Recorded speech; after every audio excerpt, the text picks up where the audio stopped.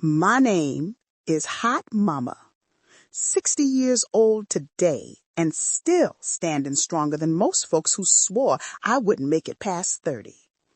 But this story I'm about to tell you, this is the one that carved my backbone out of stone. Back then, I was 25. Half my days spent under neon lights in a Houston gentleman's club, the other half on the stroll, doing what I had to do to keep my head above water.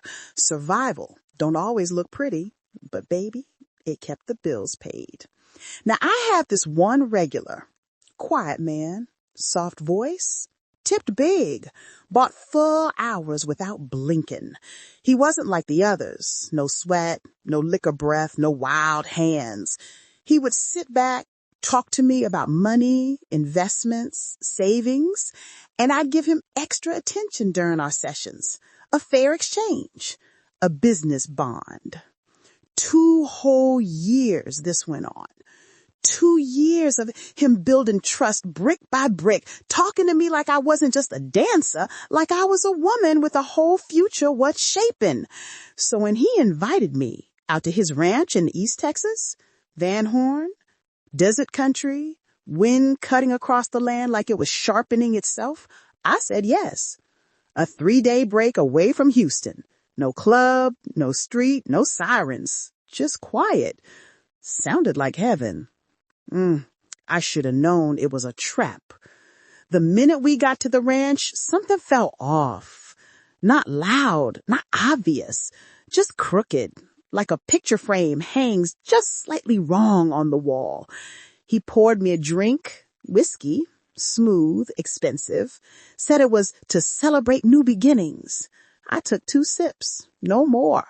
But I swear to you, within minutes, the world folded in on itself. My limbs got heavy, my vision blurred at the edges like a bad painting. The music from his stereo stretched out slow and syrupy. I tried to stand, but my knees betrayed me. And the last thing I remember before the darkness swallowed me whole was him standing over me, smiling, not sweetly, not kindly, a predator's smile, like he'd been waiting years for this moment. I wasn't fully unconscious. I was slipping in and out, drifting like a body in water. I remember cold hands on my shoulders, voices pacing around me, and something wet, no, gritty, being poured down my spine and over my chest. Later I learned what it was. Boric acid, salt, a cleansing, purifying me for something I didn't ask for. I felt the burn of the mixture on my skin, felt someone brushing symbols on my arms, then something sharp at my ankle. A cut.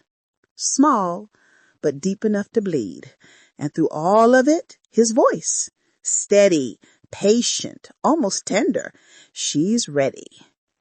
That was the last thing I heard before the world went pitch black. I woke up on cold concrete. A cellar. Deep underground, no windows, one locked door, bookshelves lining the walls like a library built by the devil himself. My head was pounding, my body stiff, my clothes gone, replaced with the thin white gown that wasn't mine. And then the chanting started. At first it sounded far away, muffled, like listening through a wall. But then the words sharpened.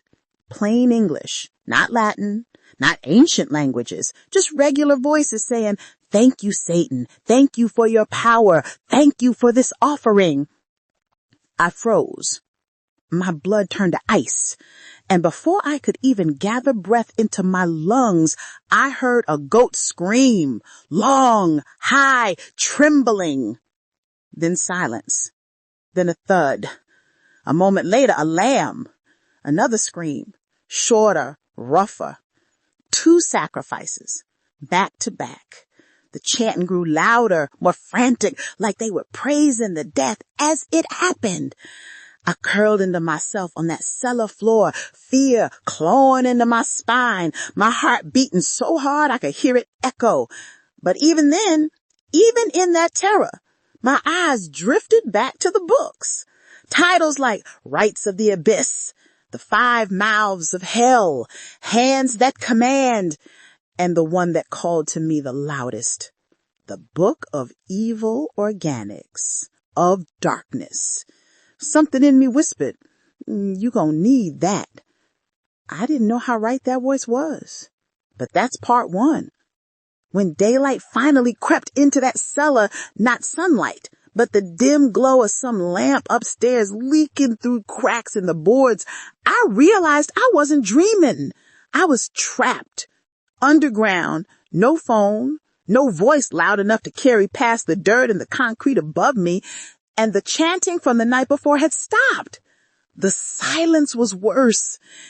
It felt like the world was holding its breath around me, waiting to see what I would do.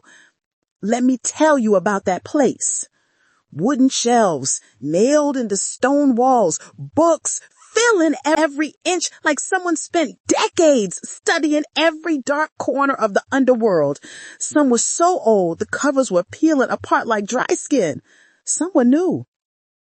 Clean, crisp, no dust, like he'd been reading them just days before I arrived. There were symbols carved into the wood beams, circles, triangles, and one that looked like a goat's head broken in half. In the center of the room was a metal table, stained brown, scratched deep, like someone had clawed at it. I didn't sit on it. I didn't even touch it. I knew better. But the bookshelf wouldn't leave me alone. I walked toward it like my feet were moving themselves. My hands brushed across the spines. Black summonings, the anatomy of ritual blood, harvest of the goat moon, each one darker than the last. And then I saw it. Black cover, silver lettering that shimmered like moonlight on broken glass. The Book of Evil Organics, of Darkness. It wasn't just sitting there. It felt like it was waiting. I touched the cover. The leather was warm, warmer than the room, like it had a pulse. And when I picked it up, the cellar changed. The air got thicker. The shadows stretched longer as if they were bowing. Something in that room recognized the book. And it recognized me too. Because here's the thing they didn't know. Yes, I danced. Yes, I walked the straw. Yes, I lived in the streets. But I could read. Baby, I could read circles around people. Books raised me. Books protected me. Books were the only thing I could count on when the world didn't give a damn about a little black girl trying to find someplace safe. So I opened that book like I've been opening books my whole life, with respect and with the hunger of someone trying to survive. The first page wasn't printed. It was handwritten, slanted ink strokes, thick and sharp. It said, "He who understands darkness will not fear it. She who commands darkness will not die in it." I said it out loud without meaning to. And the second I spoke the words, I heard something move behind the wall. Not a rat, not pipes, something heavy, something breathing. I slammed the book shut. My heart jumped to my throat. That's when I realized I wasn't the first woman in the cellar. In the far corner behind a stack of crates, I found them. Long claw marks on the stone, not human nails, too deep, too wide, too desperate. But what chilled me worse was the writing above it. A woman's handwriting, jagged, rushed. It said, "If you can read this, please fight. He feeds them our blood." I backed away. My throat closed. The buzzing in my ears got loud. This was a hunting ground, a pit, a place where women were brought and never returned from. And on the shelf beside that writing, a small charm bracelet. Pink, cheap, bent out of shape like someone tried to rip it off. That bracelet did something to me. It cut through the fear, cut through the panic, woke up something that had been sleeping inside me since childhood, a survivor's rage. Just as I reached the center of that room again, The chanting started back up. Not soft this time. Loud, rhythmic, echoing through the floorboards like drums calling something ancient. They weren't speaking English anymore. It was guttural, sharp, like the sound of bones clicking together. Then a woman's scream. High, short, then cut off, followed by that voice of my mentor, my friend. He said, "Prepare the second offering. She will be ready." I froze. My blood turned to stone. They weren't praying. They were scheduling. I was the second offering, and I had one choice. Die like the last woman or learn every word in that book and live. That was the moment the fear left me. But enough of the rage to take its place. I opened the book again. Because if darkness wanted a fight, then darkness was gonna get one. I don't know how long I spent reading that book. Minutes, hours. Time don't move right when you underground. But page after page, I felt pieces of myself waking up. Pieces I didn't even know I still had. Strength, instinct, a kind of ancient knowing that didn't come from the streets, or the club, or the world we can see with our eyes.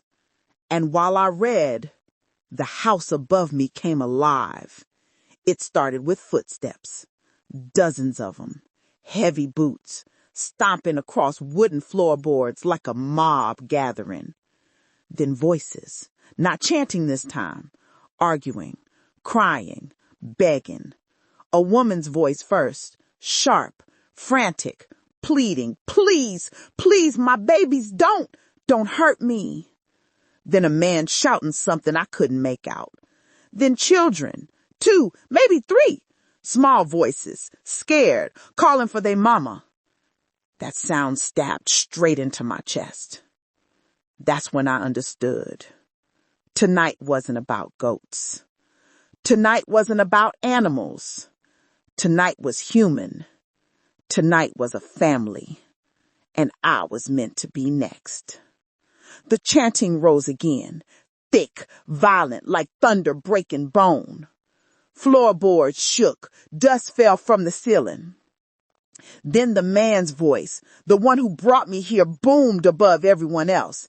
"The dark one accepts the blood of the willing and the trembling. Bring them." I covered my ears. But you can't unhear something like that. Those screams burrow into you. They stay. But something else rose up in that moment. Not fear this time. Anger.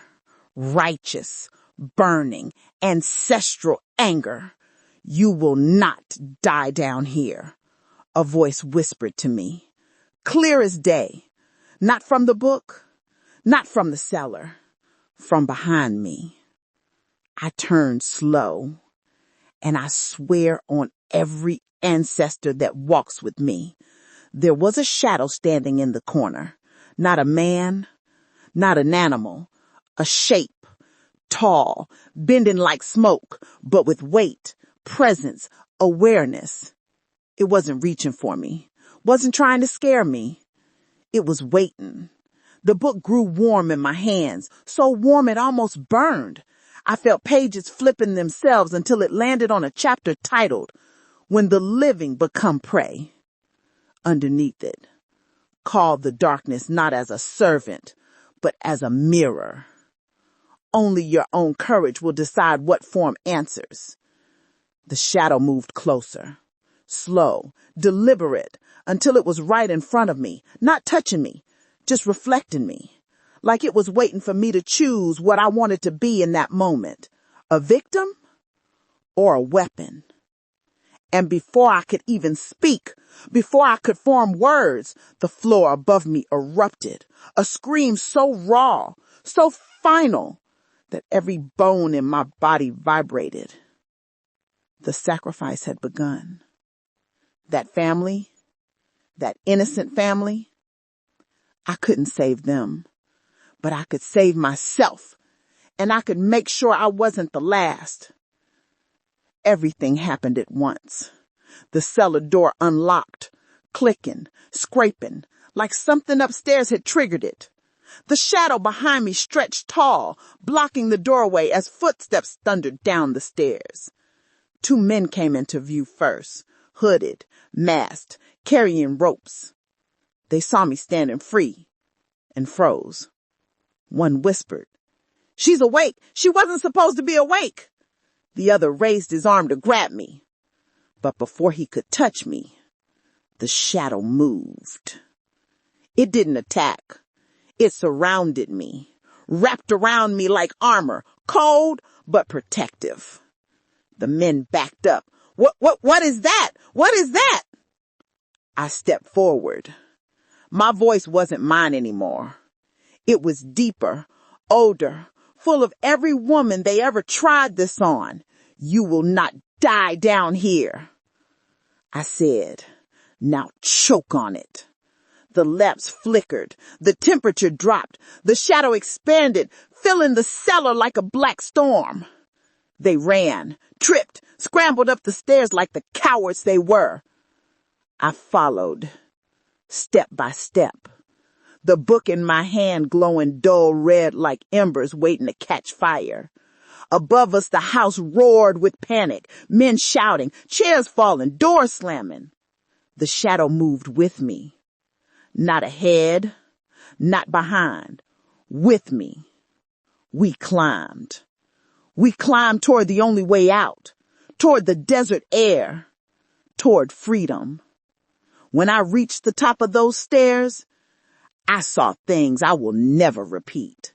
Not for TikTok, not for the blog, not for anybody.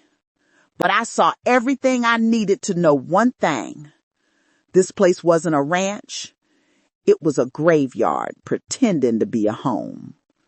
I ran, bare feet hitting dirt, cold wind splitting my gown, the shadow sprinting beside me like a second body, until it slowly dissolved back into the night sky and was gone. But I wasn't alone. Something was with me, something inside me, something that wanted me alive. I didn't look back. Not once.